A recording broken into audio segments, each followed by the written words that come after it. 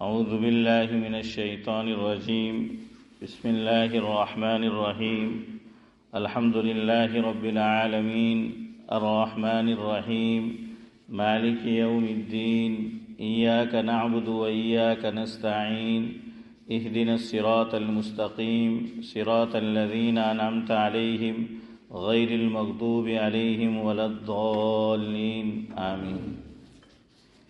مجھے کیم شو سفر اسماعیل چچا ہارو ریو.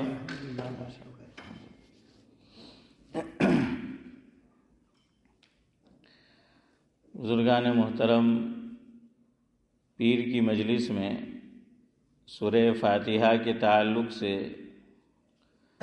کچھ باتیں آپ کے گوش گزار کی جاتی ہیں. آج بھی اسی سلسلے میں کچھ معروضات آپ کی خدمت میں پیش کرنے ہیں. پیر کی مجلس کا آغاز ہم قتیل شفائی کے کلام سے یا یوں کہہ لیجئے کہ حمد سے کرتے ہیں. آج بھی اسی سے آغاز کرنا ہے. وہ لکھتے ہیں اللہ تبارک و تعالیٰ کے تعلق سے، اللہ تعالیٰ کی ذات کے تعلق سے، آپ کی صفات کے تعلق سے سب کا اس میں تذکرہ ہے کہ حیرت میں سب کو ڈالنے والا ہے وہ. حیرت میں سب کو ڈالنے والا ہے وہ، پتھر میں کیڑا پالنے والا ہے وہ. حیرت میں سب کو ڈالنے والا ہے وہ، پتھر میں کیڑا پالنے والا ہے وہ. پینہا ہیں اس کی صفتیں سب ناموں میں، پینہا ہیں اس کی صفتیں سب ناموں میں. 99 موتیوں کی ایک مالا ہے وہ. یہاں ایک مسئلہ سمجھے، ایک بات سمجھے. اللہ تعالیٰ کے کتنے صفاتی نام ہیں؟ ہاں، جواب یہ دیا کہ 99 نیمز ہیں، 99 نیمز ہے. لیکن یہ پورے طور پر صحیح جواب نہیں ہے. اسی لیے میں نے سوال کیا. عام طور سے یہی مشہور ہے کہ اللہ تعالیٰ کا ریئل نیم، حقیقی نیم جسے اس میں ذات کہتے ہیں وہ کیا ہے؟ اللہ. کہ یہ تو اللہ تعالیٰ کا ریئل نیم ہے، حقیقی نیم ہے جسے اس میں ذات کہتے ہیں. صفاتی نام تو مشہور یہ ہے کہ 99. تو یاد رکھیے کہ یہ مشہور ہے اور صحیح بھی ہے، مشہور بھی ہے، صحیح بھی ہے. اب تو وہ سلسلہ تقریباً ختم ہو گیا، بند ہو گیا. ورنہ پرانے دور میں جو قرآن کریم چھپتے تھے اور اس میں بھی خاص طور سے وہ بڑی سائز والے، ہمارے نورانی بھائی کی وہی عادت تھی، وہ بھی، اور وہ شمیم بھائی شیخ ہمارے، تو بڑی سائز کے قرآن میں تلاوت کرتے تھے. تب تو وہ دھیرے دھیرے ختم ہو رہے ہیں. تو وہ بڑی سائز کے جو قرآن ہوتے تھے تو ان میں شروع میں کیا ہوتا تھا؟ 99 اللہ تعالیٰ کے نیمز ہوتے تھے، اللہ تعالیٰ کے اسماء ہوتے تھے، اللہ تعالیٰ کے نام ہوتے تھے. اور قرآن کریم من الجنت والناس ختم ہوا، اس کے بعد دعائے ختم القرآن ہے، اور اس کے بعد جو بھی ہے، تو پھر اخیر میں کیا ہوتے تھے؟ حضرت نبی کریم صلی اللہ علیہ وسلم کے اسماء ہوتے تھے، حضرت کے اسماء مبارکہ ہوتے تھے. یہ مشہور ہے. اور ایک روایت آئی ہے، مشکاۃ شریف میں موجود ہے، کہ جس میں وہ سارے مشہور نام ایک ساتھ آئے ہیں. الرحمن، الرحیم، الملک، القدوس، السلام، المؤمن، المہیمن، العزیز، الجبار، المتکبر، الخالق، الباری، المصور، الغفار، القہار، الوہاب، الرزاق، الفتاح، العلیم، القابض، الباسط، الخافض، الرافع، المعز، المذل، السمیع، البصیر، الحکیم.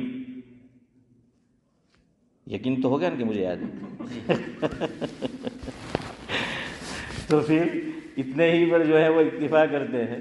تو بہرحال وہ 99 نیمز وہ ایک ساتھ آئے ہیں، وہ مشہور ہے. باقی کچھ چیزیں ایسی ہیں، یاد رکھیے، کچھ چیزیں ایسی ہیں کہ نہ میں جانتا ہوں اس تعلق سے صحیح بات، نہ آپ جانتے ہیں، نہ کوئی دنیا کا بڑے سے بڑا عالم جانتا ہے. یاد رکھ لیں، کچھ چیزیں ایسی ہیں. اور ایسا کیوں؟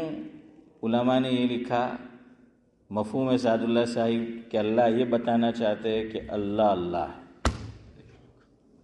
اور مخلوق مخلوق ہے، خالق خالق ہے. آدمی سب کچھ جانتا تو وہ پھر اللہ تو وہ بھی کچھ نہیں جانتا. ہاں، ایسی فطرت ہے انسان کی. ہمارے ایک بزرگ گزرے ہیں، مولانا عبدالصمد چاچا آپ کے نام پر ہے، مولانا عبدالصمد صارم ازہری. پڑوس میں سینٹر میں آپ جانتے ہیں کسی زمانے میں لائبریری ہوا کرتی تھی اور اخبار بھی آتے تھے اور دینی رسائل بھی وہ آتے تھے. تو اس میں ایک کتاب تھی مولانا عبدالصمد صارم ازہری کی. کتاب کا نام ہے شرح اسماء الحسنہ، یعنی اسماء الحسنہ کی وہ کیا تھی؟ شرح تھی. اس میں انہوں نے ایک جگہ لکھا ہے جس کا مفہوم اور خلاصہ یہ ہے کہ اگر اللہ تعالیٰ موت کو پیدا نہ کرتے تو انسان اللہ تعالیٰ کے وجود کو مانتا ہی نہیں. یہ لکھا ہے انہوں نے کہ انسان اتنا خود پسند ہے کہ اگر موت کو اللہ نہ پیدا کرتے تو یہ خود پسند مخلوق خدا کو مانتی ہی نہیں.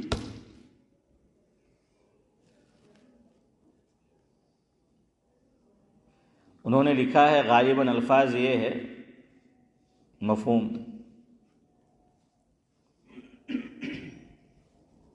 موت نے لاچار کر دیا وگرنہ، موت نے لاچار کر دیا وگرنہ انسان ایسی مخلوق ہے کہ خدا کا بھی قائل نہ ہوتا. سبھی جگہ کیا لکھا؟ کہ ایسی مخلوق ہے کہ خدا کا بھی قائل نہیں ہوتا. انسان اس کی اصلیت جاننی ہونا، ویسے تو پتہ نہیں چلتا.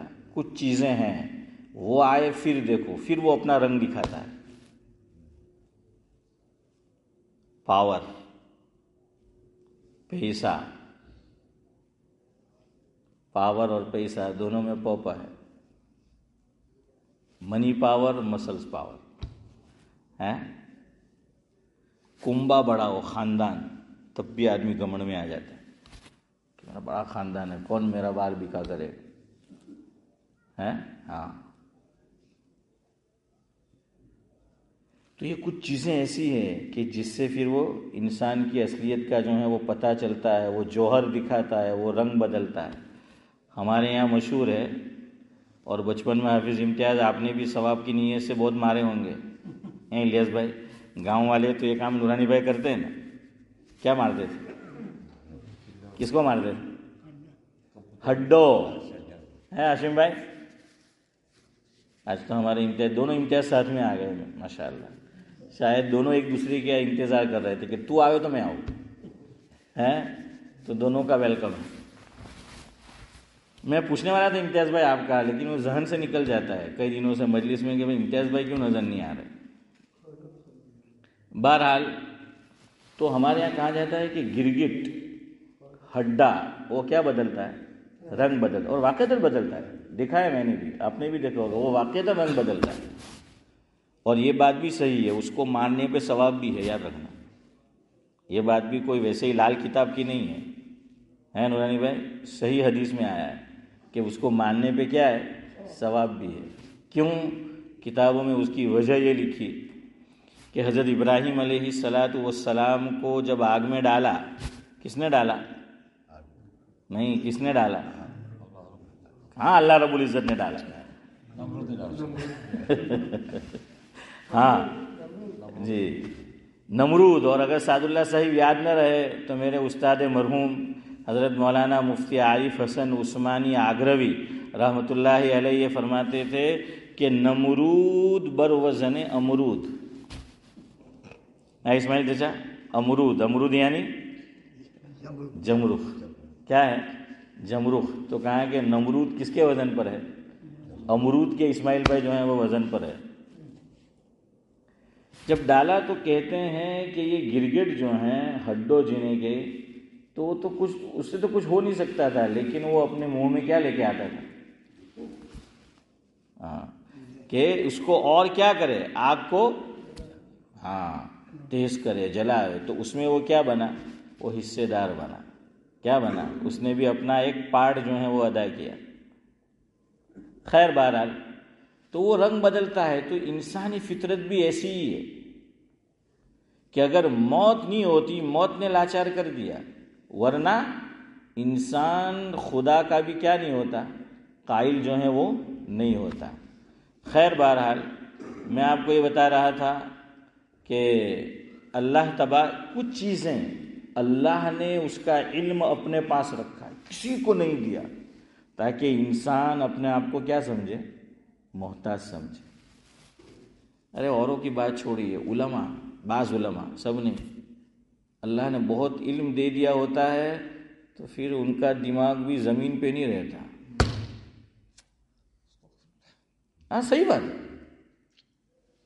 پھر شیطان ان کے دماغ میں بھی کچھ اور ڈالتا ہے. تو جیسے ایک مال کا نشہ ہے, مال کا غرور ہوتا ہے, مال کا تکبر ہوتا ہے, حسن کا تکبر ہوتا ہے, اور یہاں کا کیا ہے؟ ہاں امتیاز بھائی جزاک اللہ, اس کا بھی کیا ہے, ایک دماغ میں جو ہے وہ پاور جو ہے وہ ہوتا ہے. تو فرمایا کہ اسی طریقے سے علم کا بھی, ہاں علم یہ بھی آدمی کو غرور میں ڈال دیتا ہے, اس کو تکبر میں جو ہے وہ ڈال دیتا ہے. اسی لیے کہتے ہیں کہ کسی اللہ والے سے کیا کرے.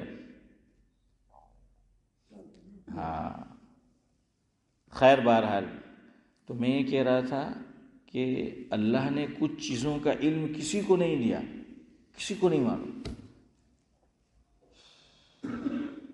قرآن اشارہ کرتا ہے ایک جگہ پر, 29واں پارہ, سورت کا نام ہے سورہ مدثر. کون سی سورت ہے؟ سورہ مدثر. پہلا آپ مجھے جواب دیجئے اگر کسی کو معلوم ہو. آپ کا نام کیا؟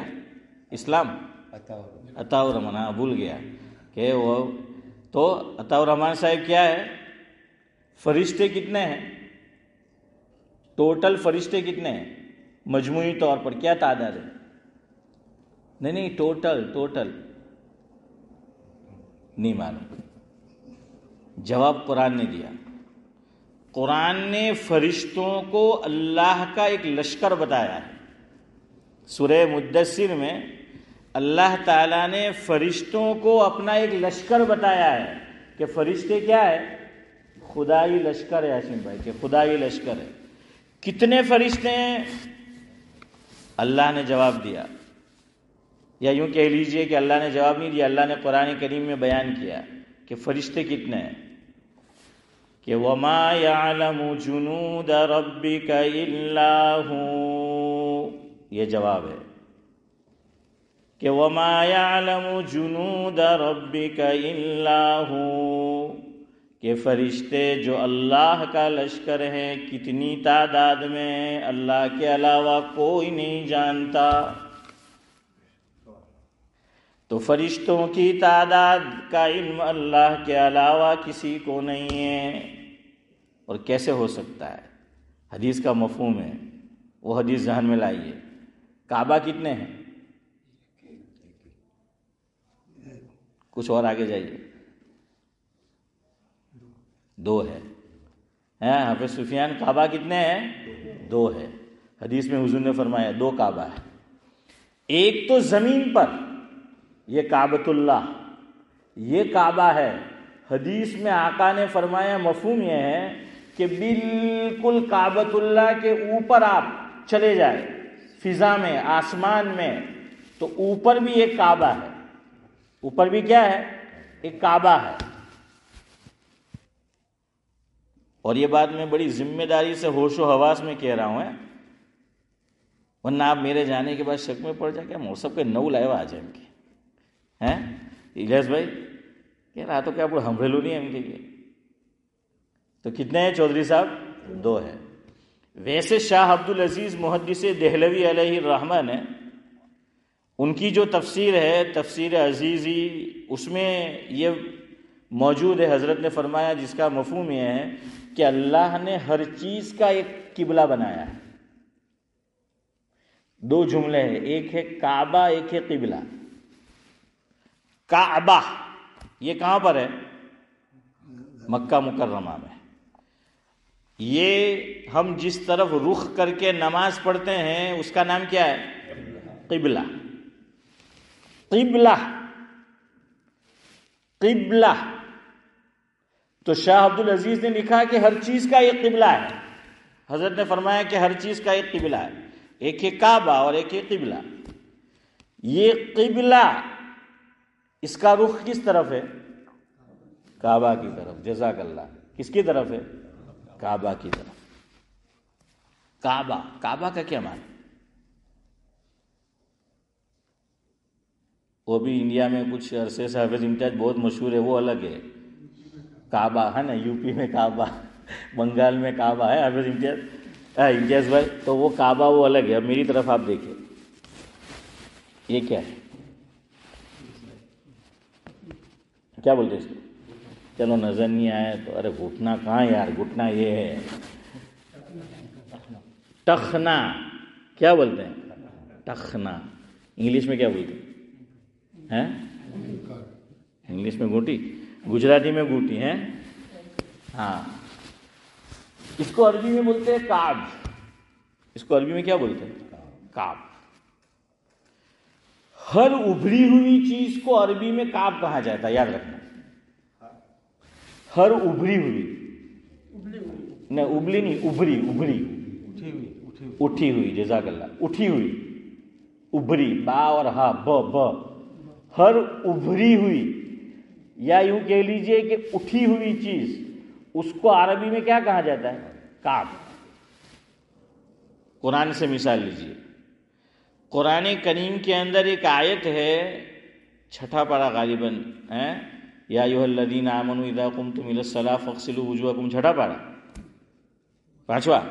اگر رمضان پوری થઈ ગઈ એટલે નહીં سفیان نہیں یاد، نہیں عبدالسلام نہیں یاد، نہیں امتیاز نہیں یاد ہے کہ رمضان تو پوری થઈ گئی، 5واں یا 6، بہرحال۔ تو آیت کو کہا جاتا ہے آیت وضو۔ یا ایھا الذین آمنوا اذا قمتم الی الصلاۃ فاغسلوا وجوہکم، اس آیت کا نام کیا ہے؟ آیت وضو ہے اس آیت کا نام۔ اس میں اللہ نے ایک لفظ استعمال فرمایا وضو کے اندر، آگے چلیے، فاغسلوا وجوہکم وایدیکم الی المرافق۔ میری طرف دیکھیں، اللہ نے فرمایا فاغسلوا وجوہکم، کیا دھو؟ منہ۔ پھر کیا فرمایا؟ وایدیکم الی المرافق، یہاں تک۔ پھر فرمایا وامسحوا برؤوسکم۔ اس کے بعد اللہ نے بیان فرمایا 4تھا فرض جو وضو کے اندر ہے، وَأَرْجُلَكُمْ إِلَى الْكَعْبَيْن۔ کیا جملے، کیا لفظ آیا؟ چھوٹا کاف، عین اور با، لیکن چونکہ دونوں پاؤں دھونے ہیں اس لیے تثنیہ کا صیغہ استعمال فرمایا، اور کیا فرمایا؟ کعبین، وَأَرْجُلَكُمْ إِلَى الْكَعْبَيْن۔ جیسے 2 حرم ہے، ایک مکہ مکرمہ کا حرم اور دوسرا مدینہ منورہ کا حرم۔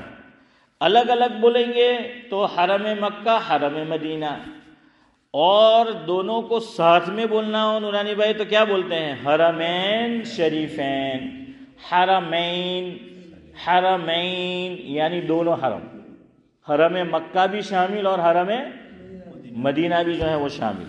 اسی طرح ایک ہے ٹخنا کعب، دونوں ہیں تو کعبین۔ اللہ نے فرمایا کہ یہاں تک دھو۔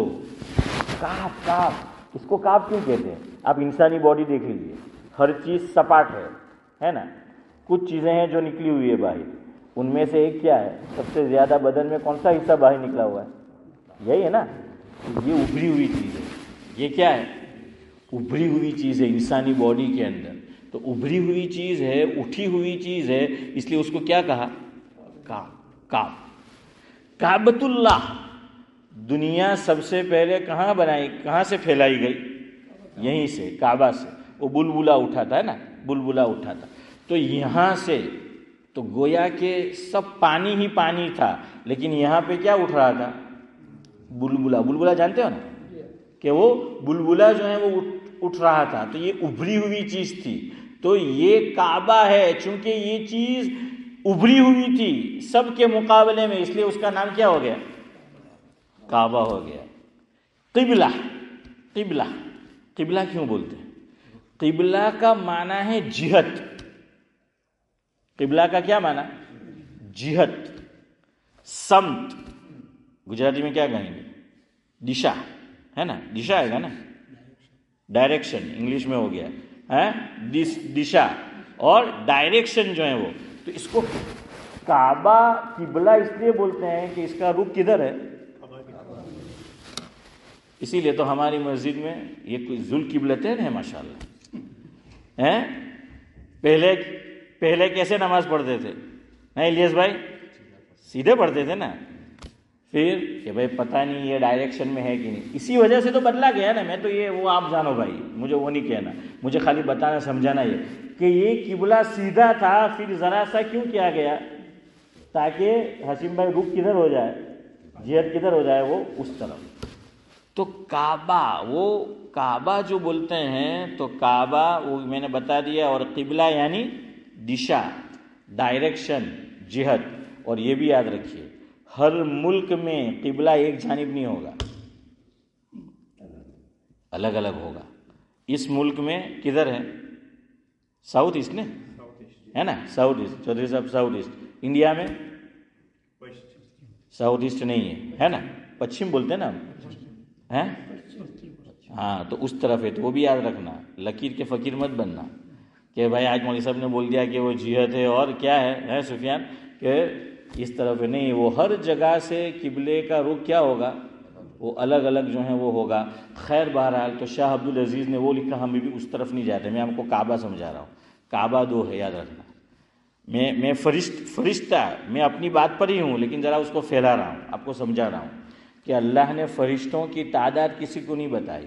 اور میں یہ سمجھانا چاہتا ہوں کیسے پتہ جو ہے آدمی چل سکے. سارے کیلکولیٹر جو ہیں اس کے سامنے فیل ہو جائیں گے, آپ اگلی بات سنیں گے. تو کعبہ کہاں پر ہے, مکہ میں ہے, یہاں زمین پر. حضور نے فرمایا کہ بالکل اس کی سیدھ میں, آسمان پر.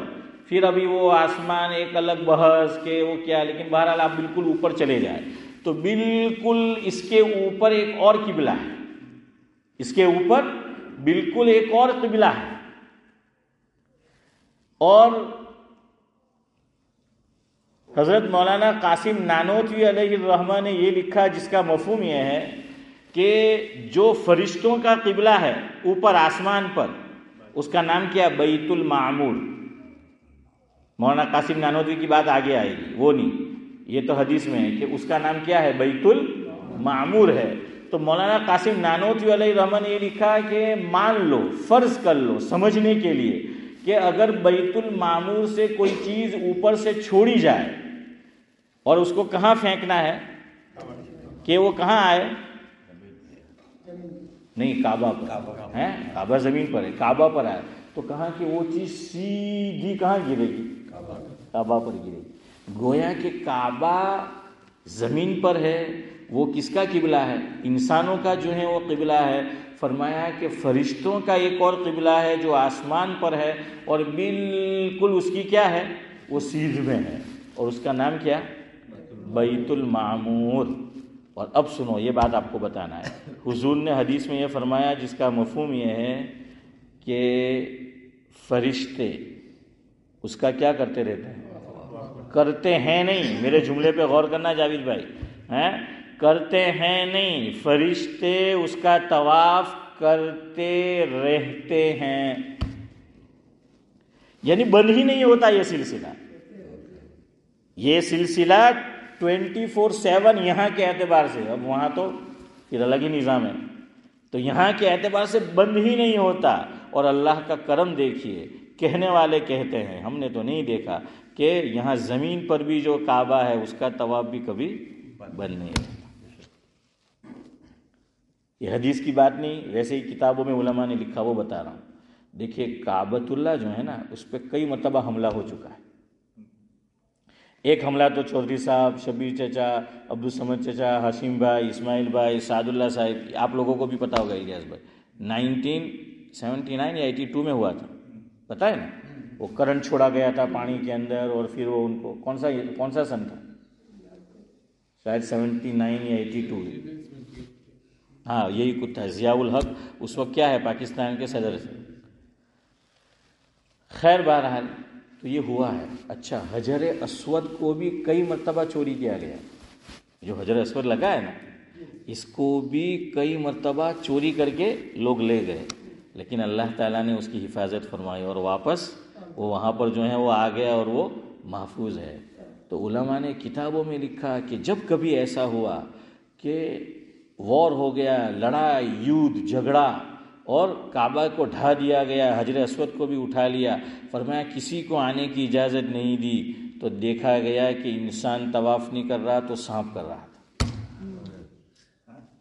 سانپ یہ حدیث میں نہیں ہے, میں آپ کو پھر بتا دے رہا ہوں. سمجھا, علماء نے, آپ کو ماننا ہے مانو, نہ مانے تو ایمان پہ موقوف نہیں ہے. آپ کو نہیں ماننا ہے مت مانو.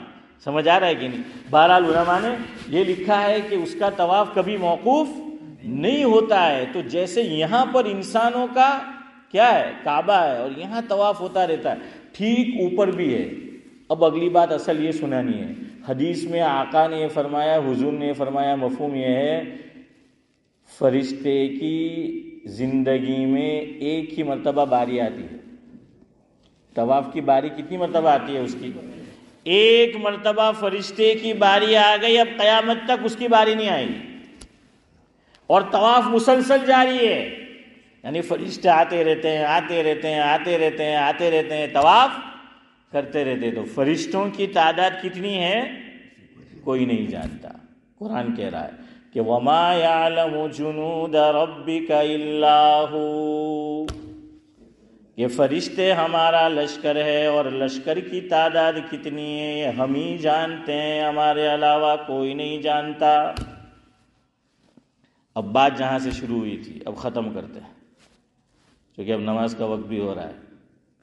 میں نے کیا کہا کہ حیرت میں سب کو ڈالنے والا ہے وہ, پتھر میں کیڑا پالنے والا ہے وہ, پنہا ہے اس کی صفتیں سب ناموں میں, 99 موتیوں کی ایک مالا ہے وہ.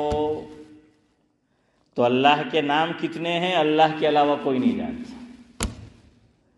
حضور بھی نہیں جانتے صلی اللہ علیہ وسلم, آقا کو بھی نہیں معلوم کہ اللہ تعالیٰ کے نام کتنے ہیں.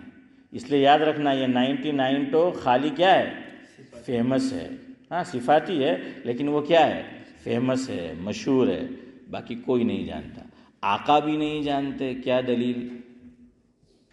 تو انشاءاللہ یار زندہ صحبت باقی, وہ آپ کو جو ہیں وہ بتائیں گے کہ حضور بھی جو ہیں وہ نہیں جانتے کیا. ایک بات اخیری سن لو, آدمی کو کبھی سخت ضرورت پیش آتی ہے, وہ اللہ سے دعا کرتا ہے.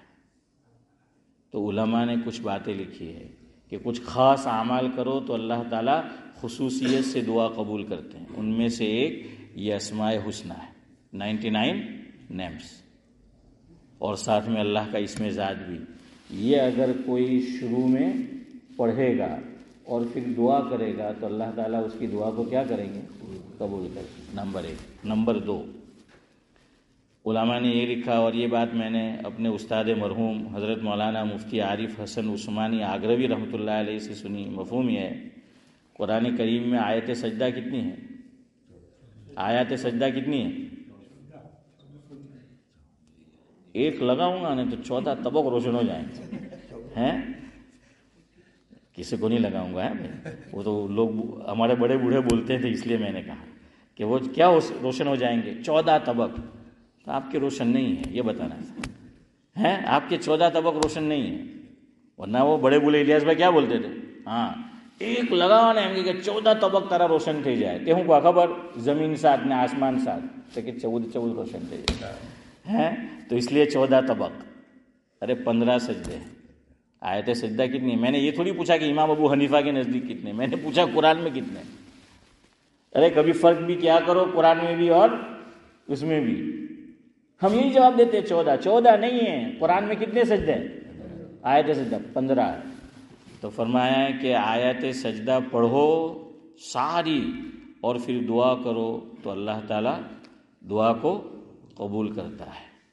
اور ہمارے شیخ زمن دعا کر رہے ہوں گے کہ مولوی صاحب ابھی بیان بند کریں کہ مجلس، تو اللہ یہ دعا بھی قبول کرتا ہے. سبحان اللہ، سبحان اللہ.